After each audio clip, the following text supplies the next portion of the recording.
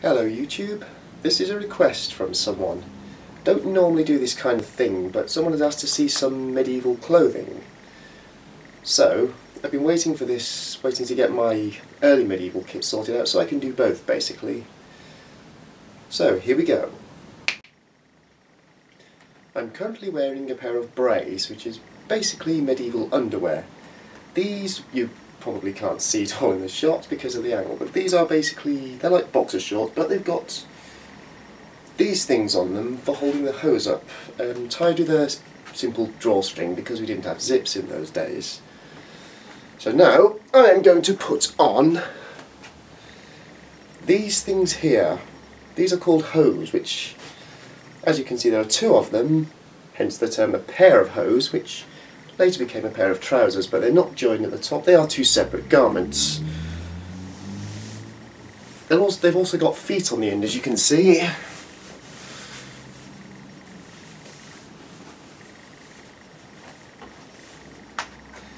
And you probably can't see, but these are supposed to be pretty tight. And now this thing goes through that hole here and ties to that.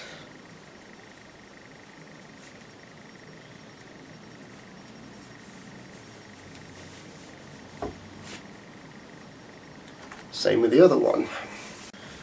Right, now on top of this goes the under tunic, which is basically this very simple pattern garments. They're supposed to be quite long, they're pretty much typically knee length.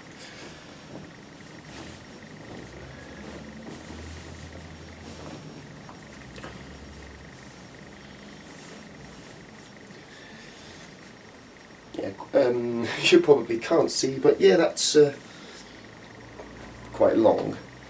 And then the over tunic goes on top of that.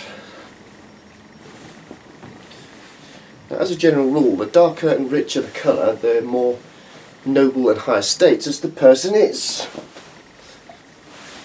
I'm a peasant, so I can only afford a plain white one. But when you've got your really dark, rich reds and blues and stuff, that's probably an indicator that you're quite rich. Again, it's a simple pattern which isn't really designed to fit the figure at all, so this is generally worn with a belt that goes around the waist, obviously.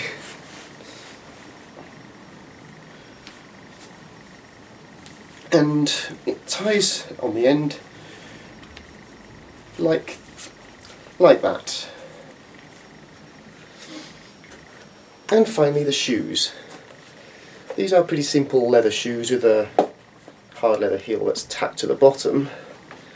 And rather than a single lace that runs right the way through it, we've got two leather laces here which are tied separately. Now, shoes traditionally would go, as you may have guessed, on the foot. Now, to tie that, if I can just show you somehow, each one of those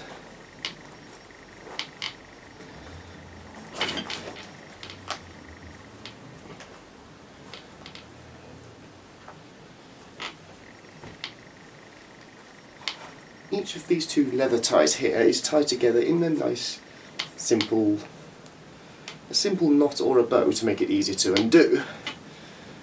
And as you may or may not be able to see, there's two knots there. And finally, because we didn't have pockets in those days, things have to be carried by tying them to the belt. So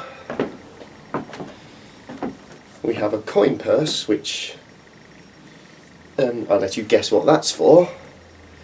They usually have leather ties here, which I can just tie to the belt like this. And this is an eating knife, because when you go to banquets and stuff, you're pretty much expected to bring your own cutlery.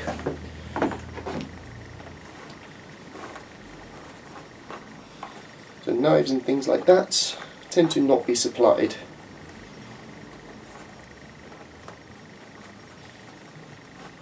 You can buy other types of belt pouches and things like that which go all around it, but basically stuff is stored by tying it to the belt. Oh wait, I have one more thing. This is a hood.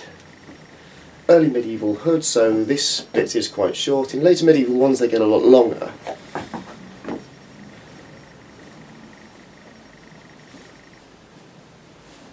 And this hood serves two important functions.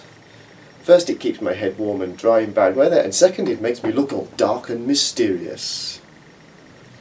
But anyway, so yeah, that's my early medieval outfit. There's one more thing I can add to this though, and that's this, which is a long knife or hunting knife.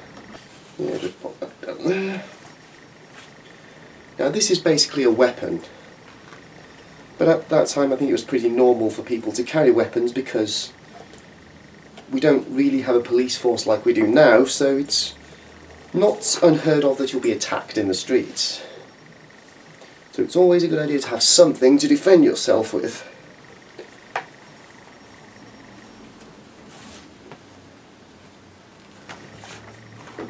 So yeah, come at me, bro. Okay, so this is pretty much how I dress to just hang around the camp and just be like all medieval and stuff. But the muster has just sounded, so I must assemble on the field of battle.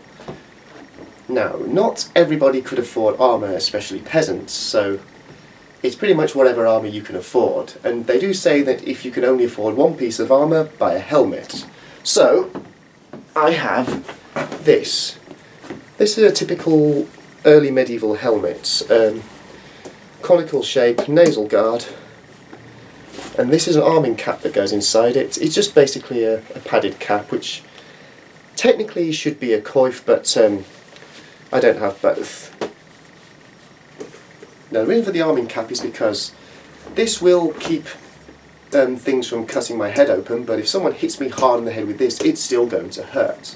This is just a bit of extra padding which absorbs the blow. So I'm just going to put this on.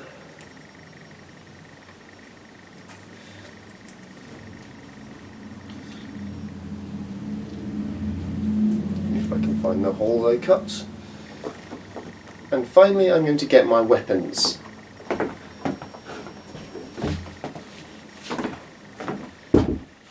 This is a kite shield, which in D&D terms will be known as a large or tower shield maybe.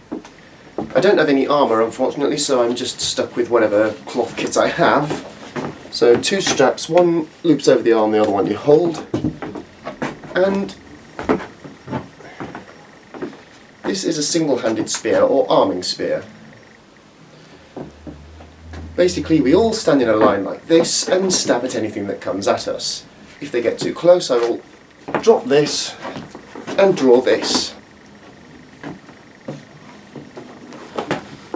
So yeah, if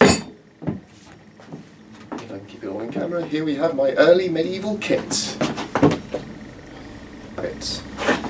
All of that kit was all made by friends of mine, by the way, except for the shoes. That was made by a guy at the Re-enactors Market who obviously makes medieval shoes, but all the tunic, the hose, the braid and the under tunic, that was all made by a friend, which we all make specially for these shows. The spear and the shield, that was made by a friend of mine who runs a business in this called Spearman Supplies, if you ever want to check them out. And so are all the leather bits too, actually. Anyway, I promised you late medieval kit as well, so here you are. Now, I don't actually have late medieval underwear, so I'm not going to bother showing that, but this is a linen shirt.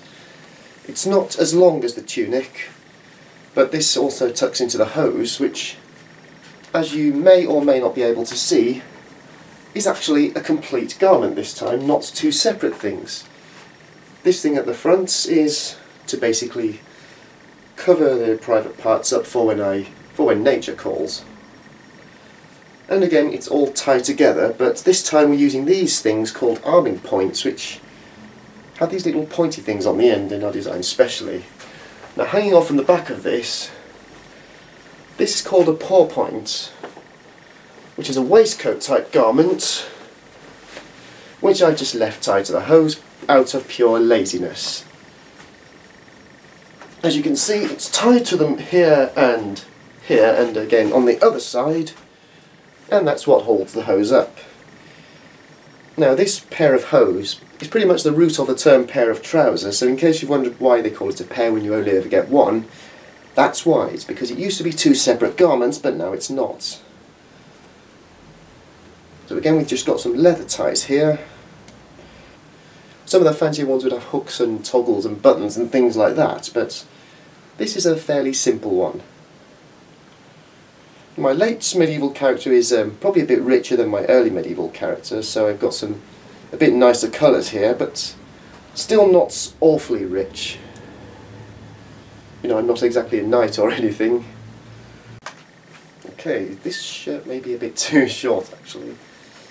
But yeah, the bottom one would be a lot shorter, as you can see. It doesn't quite have the long knee-length quality, and they tend to spread out a bit at the bottom.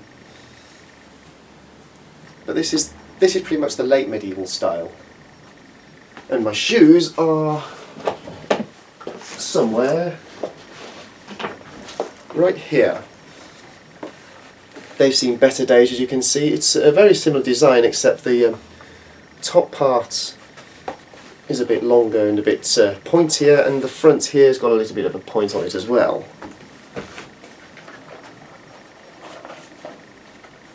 Now, I don't quite have medieval socks for this period, so I'm kind of cheating and using modern socks here. But again, they would tie very much the same way. Again, I've left the bottom one tied out of pure laziness and convenience. There you go. As you can see, it's got quite a bit of a point on it here and here.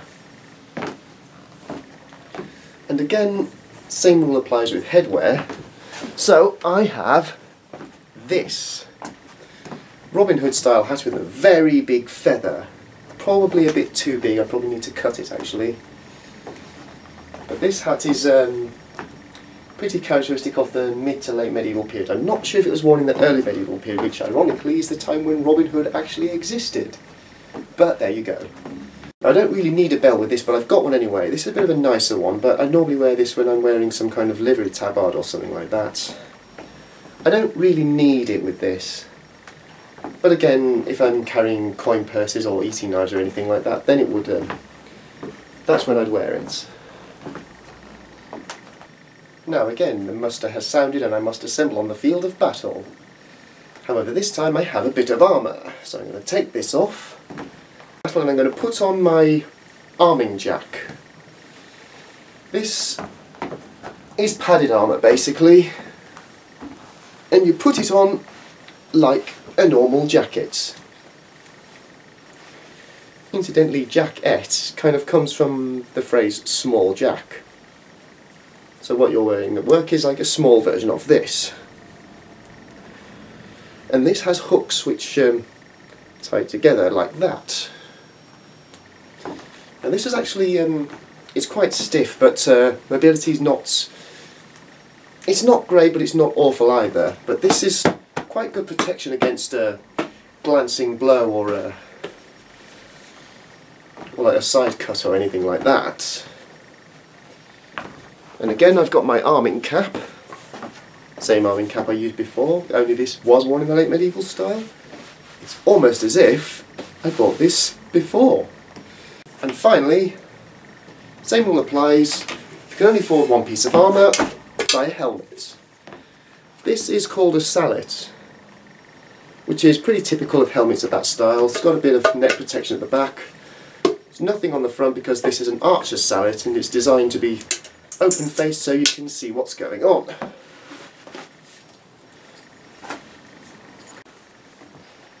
Now, if I was a man-at-arms or a frontline soldier or something like that, I'd be wearing a bever, which is a plate that goes around the neck and has a little shin guard like that.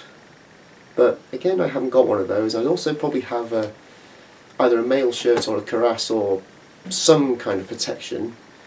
But I'm going to be an archer this time, so I have some things. This is a bracer to help protect my arm from being twapped by the bowstring.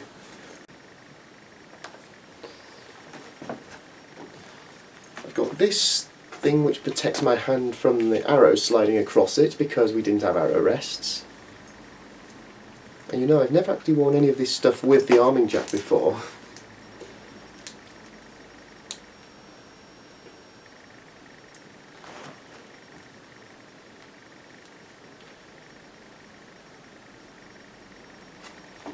And I have this shooting glove which has these stiffened leather fingers here, which technically is a bit cheating because this has Velcro on it. So yeah, I use it for practice but not really for actual target shooting. I also have this, which is a bit of a strange sword because the hilt and the blade are both early medieval patterns but the guard's quite late, so I'll probably be bringing this into battle. Because again, I'm a bit richer than before and I think swords were probably not quite so expensive as they were back then. But this doesn't have a frog or a proper sword belt, so I would literally have to carry it around like this. Or like this. And of course, I have this, which is my, if I can get it out, my longbow. Now, despite what you quite often see in films, you do not keep bows strung. Compound bows maybe, but not bows like this.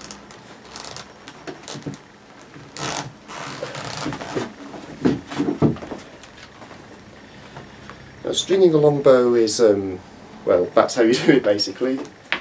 The brace height you measure with the rule of thumb, which has nothing to do with sticks with which you're allowed to beat your wife, because as far as I know that's bollocks. I'm sure beating your wife wasn't really encouraged and there was never any guidelines on what stick you can use, but anyway, so I'm going to go into battle with this and of course a whole bunch of these.